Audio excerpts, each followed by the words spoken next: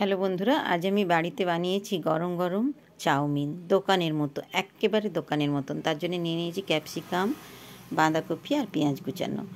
এই পেঁয়াজ আর বাঁধাকপিটাকে আর ক্যাপসিকামটাকে একটু মিহি করে কেটে নিয়েছি। তারপর এটাকে তেলে ভেজে নিয়েছি। তারপর 3টে ডিম নিয়েছি। আমি এখানে হাফ প্যাকেট চাউমিনে 3টে ডিম ব্যবহার করেছি। আপনারা পরিমাণ মতন আপনারা ডিম ব্যবহার করবেন। তারপরে এভারেস্টের মরিচ গুঁড়ো ব্যবহার করেছি আমি, কালো মরিচের গুঁড়ো।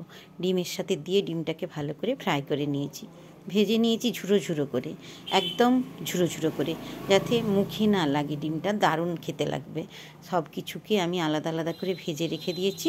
তার কড়াইয়ে একটা তেল দিয়ে ভালো করে পেঁয়াজ, কাঁচা লঙ্কা কুচি একসাথে ভালো করে ভেজে নিয়েছি। এই চাউমিনের সাথে চিলি চিকেন বানাবেন, অসাধারণ খেতে লাগবে, একদম পুরো দোকানের মতন। তবে এই চাউমিনটা আমি সস দিয়ে বানাবো। আমি এখানে একটু সোয়া সস আর কিষান সস ব্যবহার করব বেশি। আর চিলি সসটা আমি খুব একটা ব্যবহার করি না, কারণ আমার চিলি সসটা খুব একটা ভালো লাগে না বলে আমি ব্যবহার করি না। আপনারা চাইলে ব্যবহার করতেই পারেন। তারপরে আমি এখানে কিষান সস আর সোয়া সস দিয়ে অনেকক্ষণ ভেজে নেব এটাকে।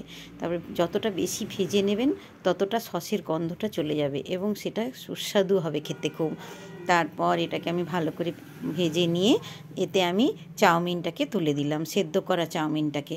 আর চাউমিনটা এমনভাবে সেদ্ধ করবেন যেমন একটু বেশ শক্ত শক্ত থাকে। খুব নরম হয়ে গেলে চাউমিনটা খেতে ভালো লাগবে না।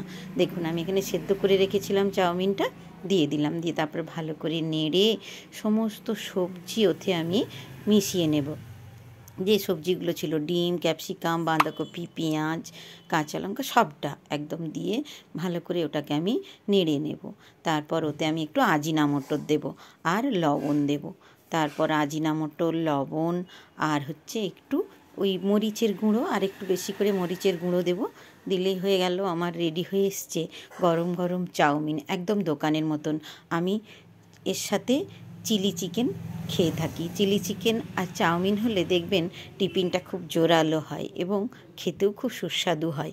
দেখুন, রেডি হয়ে এসেছে আমার গরম গরম চিলি চিকেন আর চাউমিন। চিলি চিকেন আর চাউমিন খুব সুন্দর খেতে লাগে। এর সাথে আমি লবণটা ভালো করে আরেকটু দিয়ে দিলাম, একটু কম দিয়েছিলাম মনে হলো, তারপরে আবার একটু দিয়ে দিলাম। মরিচের গুঁড়োও আর একটু ছড়িয়ে নিলাম। দেখুন কি অসাধারণ হয় এই চাউমিন।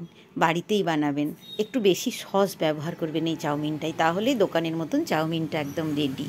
একটু সসটার জন্যেই চাউমিনটা আমরা দোকানের মতন বানাতে পারি না। যদি সস বেশি দেন দেখবেন দোকানের মতন টেস্ট এসে গেছে চাউমিনে। আর একটু আজিনামোটরটা একটু বেশি দেবেন, আজিনামোটরে খুব টেস্ট হয় চাউমিনে। তাই গরম গরম রেডি হয়ে গেছে চাউমিন।